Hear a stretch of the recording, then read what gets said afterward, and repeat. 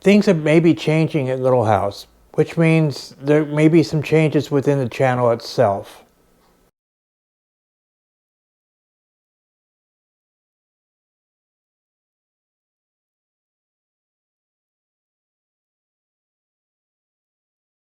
The changes that are happening stem from the fact that I have spent most of my life muddling through life, trying to figure out what I wanted to do, and where do I go from here is basically the question that you ask when you become an adult. Okay, what do I want to do? Where do I want to go? What is it that I want to do to make my money, at least early on in my adult life? Those kind of questions remained elusive to me as far as the answers are concerned. Therefore, I muddled. I ended up not going to college. Right out of high school, I barely graduated high school. I went to community college, first at TCC, and then later at Pierce, what used to be known as Fort Stowe Community College, before it became Pierce College. And that was back in the 1980s. And both times, I did a little better at Pierce than I did at TCC. I ended up essentially kind of on probation at TCC due to just having horrible grades, etc. But I then later got a job in the spring of '84, working for Domino's Pizza for a couple of years and earning money that way. And that was some of the best adult life times I've had in a long time. Now, I wasn't making enough to live on my own, but I was making enough to enjoy life, what it had to offer, at least to some extent. The job lasted 2 years. I was a delivery driver. Unfortunately, during the time of the 30-minute guarantee, which was, I think, stripped out by the company wide by 1990. By that point, they had several lawsuits and stuff due to accidents caused by the delivery drivers trying to deliver more than one pizza in two different locations to several locations at any given time within 30 minutes. And so they would blow red lights, barely stop at stop signs, and have caused numerous accidents over the years. And so sometime around 1989, 1990, I think, the 30-minute guarantee was stripped out and they were basically forced to give that up. So that led to 2 to 3 years of unemployment where I looked for work, couldn't figure out how to work the unemployment system. Didn't like the way the unemployment system liked to treat people as if they were they did something wrong when they really didn't, when a lot of times it was not of their own volition and things of that nature. Basically, they treated us clients as guilty until charged, kind of a deal. Anywho, that was in the past, and I was able to get work eventually, and then it was sort of sporadic, hit or miss. And then in late 90s, I got a job working at Seattle Film Works. That lasted 2 years. When that job left, eventually I would wind up temping for several years, off and on, learn a bunch of new skills, namely touch typing, word processing, things of that nature, at least experience, as they say. The end result was I ended up at some point getting on with Rico, and that job lasted 10 years. I worked most of that time at T-Mobile and their main campus in Bellevue, Factoria area. Bellevue is to the north of where I am now.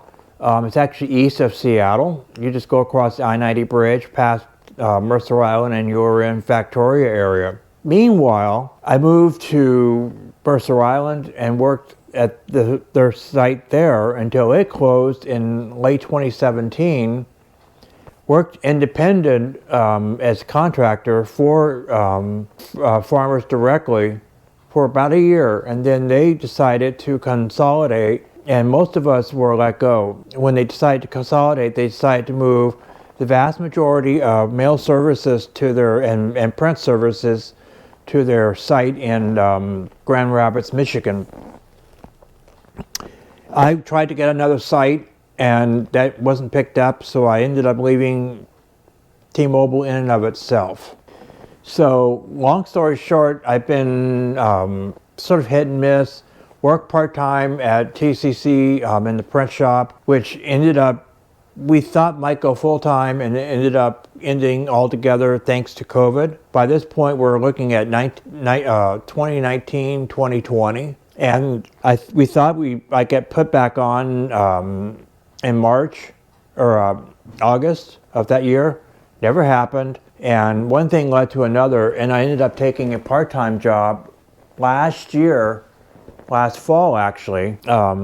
It was temporary part-time in the IT department, and that job lasted until June, and then I just recently applied for, unfortunately did not get the position in the IT department. It was unfortunately working front desk along with Shannon in IT, which meant I would be moving things to other people, tickets to appropriate people, wiping hard drives, things of that nature. It would have still been part-time, but at least it was permanent. So if another position better suited for my needs comes up, I'll apply again. Meanwhile, here I am doing what I need to do to make ends meet and not doing a very good job. But in the meantime, I have had to deal with the state and the state lack of resources that I can go to that can help direct me, basically leaving me to say, yeah, we have sources, but it's going to be up to you to find them and then act on them, et cetera, and so forth, to get what you need taken care of. And that's unfortunate. Fortunately, there was an entity known as 211. They have an aggregate where they've aggregated a whole bunch of these various disparate sites, and companies like they contract with Habitat for Humanity, the Development Council, basically the Pierce County Development Council, and they contact with Habitat for Humanity to help with the mortgage stuff. I've got 6 months, and when I applied for them, I said I'm applying for. I have a part-time job. I'm applying for. I'm just waiting now for. And no, I didn't have the job at the time. I think I eventually let me know that I applied for the job. Just found out today that I was not accepted for the position. So we're back to square one, so to speak, on that. I really am finding that trying to find work, dealing with the fact that I think I'm dealing with ageism, which is if you're over a certain age, you get looked down on for being that age because you're just that much closer to your retirement. In my case, I'm 57. So that is ultimately what took place, and ultimately that is what I'm up against. That and the fact that I've been unemployed since COVID, and a lot of companies don't like that either. So it's a catch-22 kind of a thing. You're damned if you do, damned if you don't. And if you don't have current skills, currently working, etc., you're doomed, pretty much. And yet, many of these same people who do the hiring say, we can't even find people to apply for the positions. Well, I think they've pretty much cooked their own goose, so to speak, as far as being able to create work and make it so that people will want to apply. So it's like I say, it's a catch-22. It's both sides are probably guilty, but I'm going to err more on the employers rather than the employees for that reason. Because if you don't fit their check boxes, you're basically out. Meanwhile, I got on with DVR. I got on getting some help with some other areas and got mortgage assistance. The utilities, at least part of them, are being paid. So I'm hanging in there for the time being, but it's not sustainable for the long term. And I need to bring in my own source of income. And I thought maybe part-time with YouTube. But YouTube takes freaking forever to get subscribers. And I need to be uploading more regularly. That will help. But I need to get to 1,000 subscribers or get my view watch up on video so that I can start making at least some kind of income. And I probably should make sure I'm signed up for AdSense so that if money does start to come in, I can at least have some money coming in and they will know where to deposit. Meanwhile, I'm sitting here realizing that I needed to also decide what to do as far as, get help, looking for work, and Department of Vocational Rehabilitation is one area that I'm back on with. In fact, I was on with DVR, and we even tried to get on SSI back in the late 80s. My parents only used my hearing as the criteria to look at. Nowadays, having just had an assessment done and having and realizing I have these other disabilities in terms of things that will make it a little bit difficult to function in certain aspects, altogether should be able to make it easier for me to get help right now with funds coming in, and even if it means getting on disability. Those kinds of struggles have been with me all my adult life, and it's because I haven't been able to figure out what I want to do, where I want to go, and in recent years, due to age, I have not been willing to go back to school and learn something that might take 2 or 3 years, because I need to be making money now. So that's been the hang up there. However, if you've noticed in some of my videos, particularly the ones where I'm out front talking about the smoke, the improvements with the smoke, etc., and so forth, you may have noticed my right eye not tracking my left. Okay, that in and of itself is part of a situation that I have had since birth, and it's called Congenital Rubella syndrome. What is Congenital Rubella syndrome? CRS for short. It's when a person was born already exposed to the rubella virus. I was going to say vaccine, but that's not why. When you're exposed to the virus as a fetus, it can be pretty devastating to a young child or to an older child or adult. It's pretty benign. It's may not even know you even had it. It's that mild of a disease. Was discovered in Germany, which is why it's also known as German measles, in 1814. Congenital rubella syndrome was coined in 1962, but they knew about it as far back as 1940, 41, and an epidemic that year, in Australia at least, they were able to get a fairly sizable group of these CRS babies, and then they followed them decades. They're still following them even now. Nowadays, the ones that are still alive are now 82, but they come with some health problems.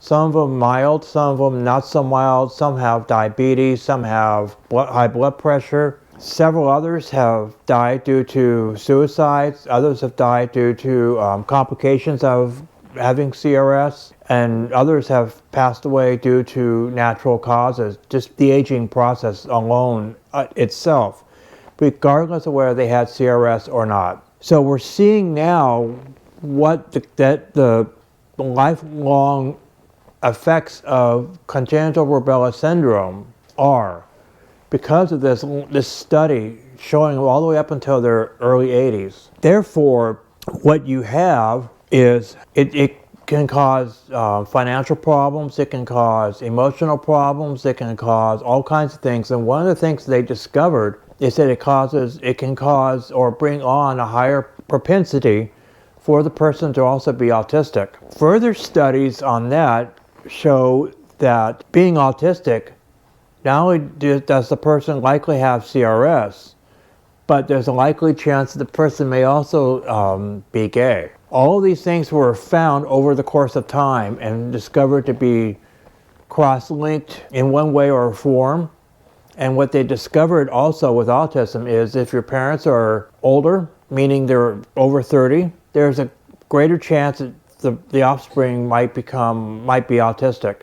And it's also environmental as well as genetic. Environmental meaning things like CRS, being exposed to rubella while still a fetus in the womb. To genetics, meaning other members of the family, direct or indirect, cousins, other relatives, were born having had autism. There's a good chance you might have autism too. Also, many of us who were born with, many autistics who were born high functioning, meaning they can more or less live without assistance normally, doing most things abnormally due to the way they think, the way they see the world, etc.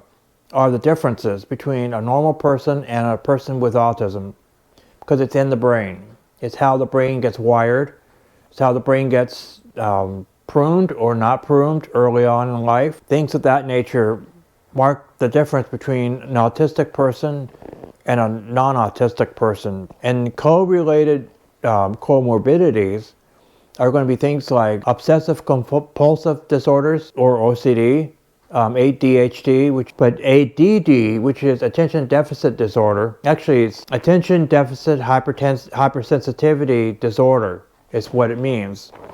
And ADD has been deprecated and lumped in with ADHD. That all said, there are some others that are related, and they're also considered part of comorbidity to the autism itself. So that was one of the things that I began discovering that I might have, because I was born CRS and have had difficulty relating to people of my own age, relating to, I related better to adults. I was slow to mature in certain areas. I sim a little bit. I don't do the more common hand flapping, arm flapping, things of that nature, but a lot of autistics do. Things of that nature were clues. Finally, through DVR, I was able to get a 4-hour session with a psychologist who pegged me as high functioning autistic. We're waiting now still 2.5 months in to sit down with her and find out what the full outcome of her assessment. I think that once we get that, then we can move forward onto the next step in the process. Am I too disabled to be able to take on normal jobs, or can I, or what the deal is going to be for that? And then we can make the next. The question is, what is autism? Well, I sort of explained part of it already, but I want to go a little bit deeper here. Essentially, autism is up here. It's how our brains are wired, how we function, how we see the world. And for many autistics, they have a tendency to think in the more literal sense. Not all of us do, not all autistics do, but many will. When you say something, they will think you're being literal about it. So when a figure of speech is spoken, it's not always thought of as a figure of speech, in other words. So yes, that's what autism is. It's really just a way we function.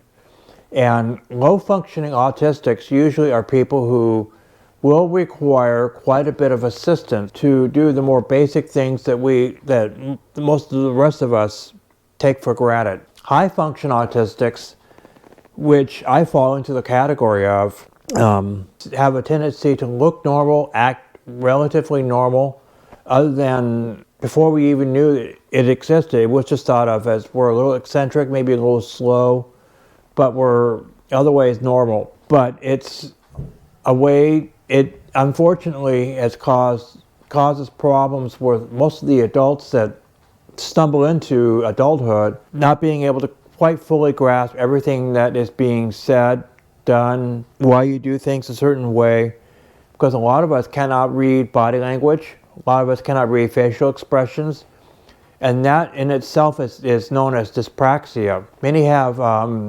dyslexia problems. I don't think I have dyslexia. I may have dyspraxia, which is a mild form of it, where I can read body language, facial expressions, but I may not know how to respond to them. We do have empathy. People think we don't, but we do. We just don't always know how to show it. Those kinds of things are what you will find with autism. It's just how we are wired, how we function. And many of us find ourselves also on the gay spectrum, which can mean everything from being a total gay, a total lesbian, or somewhere in the middle, with the middle being bisexual, where you can swing either way. I'm not going to go out on a limb and say it doesn't exist. Bisexuality doesn't exist. It exists, but people can't make up their mind which way they want to go. Or they cross-dress, they dress up in drag. So if you're a male, you dress up as female. If you're a female, you dress as a male. It can also be referred to as gender bending, or in the case of actual sex change, it's transgendering from female to male, or vice versa. We're more likely to think outside the box, take everything as it is right now, and then see what's on either side, and then use that to make a decision or a solution to a problem, something of that nature. The point here is our minds give us capabilities in ways that most neurotypicals can't, and that's where autism comes into play. So it's not anything you're going to outgrow. You're born with it and you will die with it. But the fact that as children you struggle mightily with it until you start learning how to socialize, start learning how to work with neurotypicals, to the point to where, for many of us high-functioning autistics, we didn't know we were autistic until we were well into our adult years. Some of us, like me, come out as autistic at 57, others in their 60s, and some never are diagnosed at all, or at least not officially. But the point here is, once we know, it helps, because I think having it written down in black and white like this script, it's proof. Yes, you have autism. Yes, I have autism. Yes, you can get this kind of help because of this autism. That's what it's there for. That's what the diagnosis, official diagnosis, can make a big difference. Same thing if you have congenital rubella syndrome, and it's in my records. We knew about the CRS. We discovered that I had a congenital cataract in my right eye, which is why you notice that it doesn't exactly track with the left eye. And as a result of that, it basically, we knew that I had it. The cataract itself also was the titer. The titer is the element that points to, yes, the mother had rubella. And in my case, my mother had rubella, and it pointed to when she had it. She came down with it in the 4th trimester, which is important because the first 3 trimesters, with the first being the worst of the 3, is where it's likely the fetus will have severe complications to rubella. And by that I'm meaning we could be born with severely retarded, totally blind, totally deaf, deaf-mute, even stillborn. I was born having had partial hearing loss, total loss in my right ear, partial loss in my left, total loss of vision in my right eye due to the cataract. Now, there was a faint possibility that we might have been able to save that eye had we acted earlier and pulled out and got rid of the cataract. It didn't happen. However, it imploded on its own, which was a rare thing to see. At least it was not known then. I don't know how common it is now, but I don't have the cataract anymore. But by that point, the eye was no longer really in use. I can see shadow. I can barely sense a little bit of color. That's it. The left eye was pretty much unscathed. I think I had 20/20 vision when I was younger. It's not still 20/20 now because of, I think, short-sightedness that runs in the family. So progressive lenses are needed for most of us.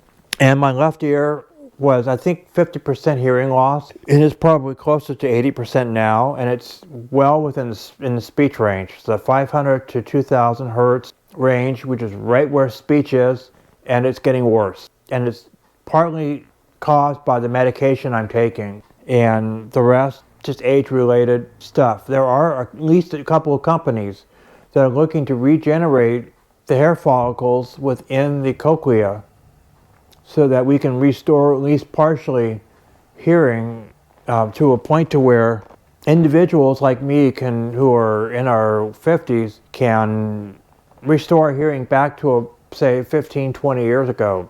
Maybe a little bit longer than that.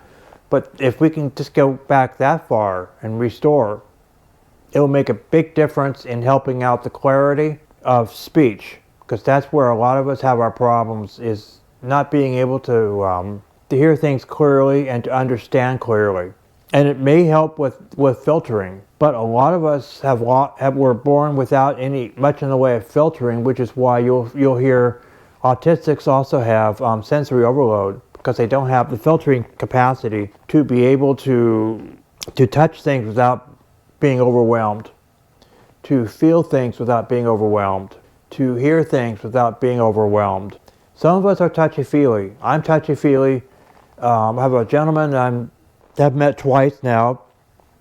He's touchy-feely. We're both autistic, and therefore we have that ability, but we have filtering problems in other areas. So those are all things that affect us as autistics, but they do not have the same effect or problems compared to physical problems like congenital rubella, because congenital rubella can bring on high blood pressure and diabetes, and I have both. Blood pressure runs in the family, but I think diabetes also runs in the family. So who knows, we might have had one or both parents have some form of autism, never knew about it, but they've survived, they function fine.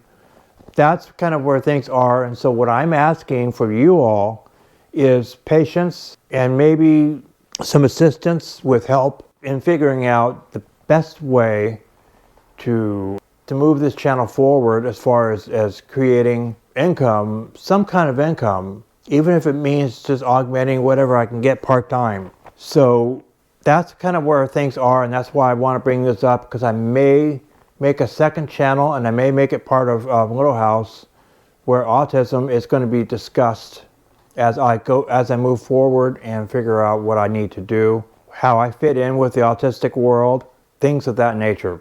And there are quite a few autistic YouTubers out there, some of them who are autistic but they talk about it, and others like Dave Plummer, who made a killing working for Microsoft. Therefore, he made a lot of money and only discovered just 2 or 3 years ago that he is autistic. How this whole thing came out was because of the job loss with COVID. And when I took this part-time job last year, I started doing the research and reading on Quora, which is not the best site because of the questions that are asked, but they're answered by actual autistic folk, people like me. So I was able to learn that way about autism. So it's a legitimate site. It's just not the best site to learn what is autism, how to go about it, and you really just need to meet other autistic people. One of my biggest issues is I have ideas, but I'm not always able to bring them to fruition, either because I lose interest or because I just simply don't know the way to go about making them become a working, sustainable idea. Like photography, I could do photography, but getting my photos to where I can sell them and deal with the public is a problem. So I haven't pursued it. Numbers is another problem of mine. I am not good with math, never have been good with math. I question why you need to diagram sentences when you don't do them in real life. I was aware of this back in high school, but to this day, I've learned how to write and write well, for the most part, just through osmosis, if nothing else. So that's some of what some of my weaknesses are and where I'm going to need some help in. And all I'm asking is you be patient with me, because it might be a little slow figuring things out, things of that nature. I need to make it more of a priority to make videos like this. I have several in the can, meaning they're shot, they just need to be edited. So yeah, hope you enjoy the new journey that's about to begin or has started already in learning something about autism and how I'm going to go about solving some of the issues that I have that keep me where I'm at, and maybe move a little bit forward, things of that nature. So come along and join me for the ride. If you have questions, concerns, or comment, please leave them below, and meanwhile, like, subscribe, share, and ring that bell so you can be notified, and it'll do the channel a world of good.